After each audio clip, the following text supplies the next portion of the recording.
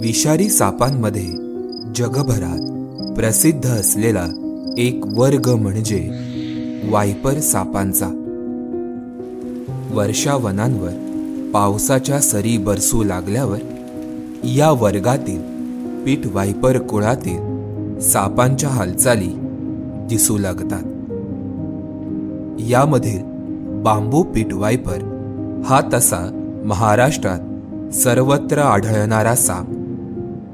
त्या पाठोपाठ सह्याद्रीतील केवळ महाबळेश्वर ते तिलारी या पट्ट्यातील पर्जन्य वनांमध्ये दिसणारा साप म्हणजे मलबार पीठ वायपर. अशा परिस्थितीत राज्यात पीठ वायपर कुळातील या दोनच प्रजाती सापडत असल्याचा समज होता. मात्र गेल्या काही वर्षांमध्ये याच कुळातील अजून एक सापाचं दर्शन दक्षिण महाराष्ट्रातील तिलारीच्या जंगलात होऊ लागलंय. केर बेकुर्ली या भागात ती भ्रमणमार्गाला जेव्हा अभ्यास करायला आम्ही गेलो तेव्हा येत असताना आम्हाला केर बेकुर्ली दरम्यान एक सरपटणारा प्राणी सदृश्य असा एक जीव दिसला. आणि जे अंतिम निरीक्षणानंतर आम्हाला असं जाणून आलं की बांबू पीठ वायपर किंवा मलबार पीठ वायपर याच्यापेक्षा तो थोडा वेगळा होता. मग त्याचे आम्ही छायाचित्र घेतली आणि त्याला जेव्हा ओळखलं आणि तज्ज्ञांकडून त्याचं मार्गदर्शन घेतलं तेव्हा असं लक्षात आलं की ही प्रजाती म्हणजे हमनोस पीठ वायपर. दक्षिण भारतातील जंगलांमध्ये सहजपणे दिसणारा हंप नोच पीठ वायपर हा महाराष्ट्रासाठी तसा दुर्मिळ साप. भारतात पीठ वायपरच्या 31 प्रजाती आढळतात. त्यापैकी 9 या पश्चिम घाटात सापडतात.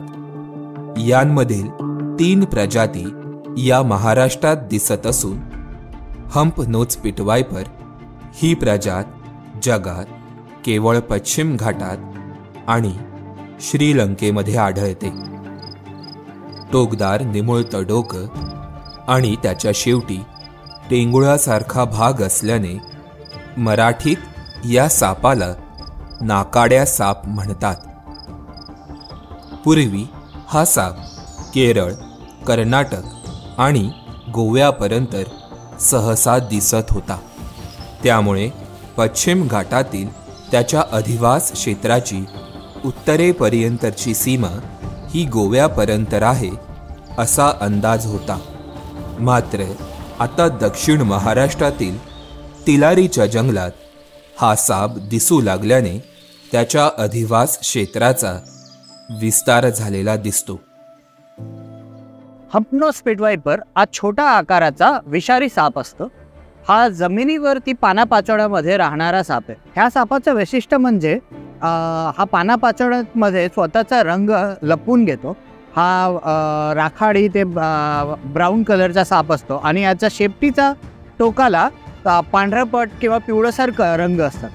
लहान असताना हे साप ते शेपटी वर करतात आणि स्वतःच्या भक्ष्याला ल्युअर करायला हे करतात, त्याला अळीसारखं हलवतात, ज्याला बघून एखादा बेडूक किंवा उंदीर त्याच्याकडे खायला जातं आणि हे साप त्या भक्ष्याला पकडून घेतो. पीठ वायपरच्या प्रजातींमध्ये डोळे आणि नाकाच्या मध्यभागी एक इंद्रिय असतं. या इंद्रियाला पिट्स म्हणून ओळखलं जातं.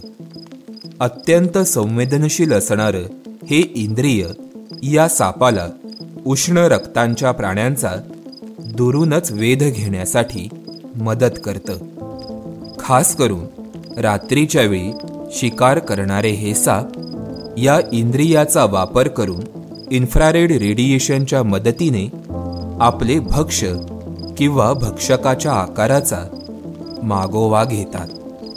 या पिट्समुळे त्यांना शिकार करणं अधिक सोयीचं जातं. या इंद्रियाच्या मदतीने हंप नोच पीठ वायपर हे उंदरासारखे छोटे सस्तन प्राणी, बेडूक आणि सरड्यांची शिकार करतात. पीठ वायपरच्या इतर प्रजातींच्या उलट हंप नोच पीठ वायपर हा जंगलांमध्ये जमिनीवर बसलेला दिसतो. म्हणूनच त्याला जेम ऑफ द फॉरेस्ट फ्लोअर असं म्हटलं जातं. हा साप क्वचितच जमिनीपासून साधारण अर्ध्या फुटांवर असणाऱ्या फांद्यांवरही पहुडलेला दिसतो. त्याचं शरीर हे राखाडी आणि लालसर तपकिरी रंगाचं, तर पोटाकडील भाग हा गडद तपकिरी रंगाचा असतो. शिवाय शरीरावर गडद तपकिरी आणि काळसर रंगाचे आडवे चट्टे असतात. आपल्या याच शरीर वैशिष्ट्यांमुळे तो पाळापाचोळ्यांमध्ये बेमालूमपणे मिसळून जातो. पूर्वी या सापाचे विष निरुपद्रवी मानले जायचे. मात्र नंतरच्या काळात या सापाच्या विषाची दाहकता लक्षात आली.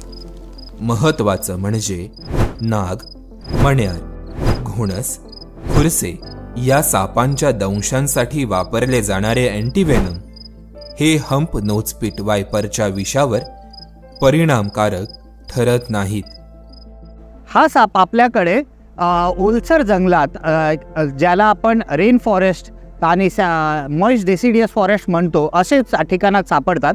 लो एलिव्हेशन ते मिड एलिव्हेशन फॉरेस्टपर्यंत सापडतात. म्हणजे समुद्राच्या खूप जवळपासून, जसे गोव्याचे काही ठिकाण झालं ते 1000 मीटरपर्यंत आढळतं.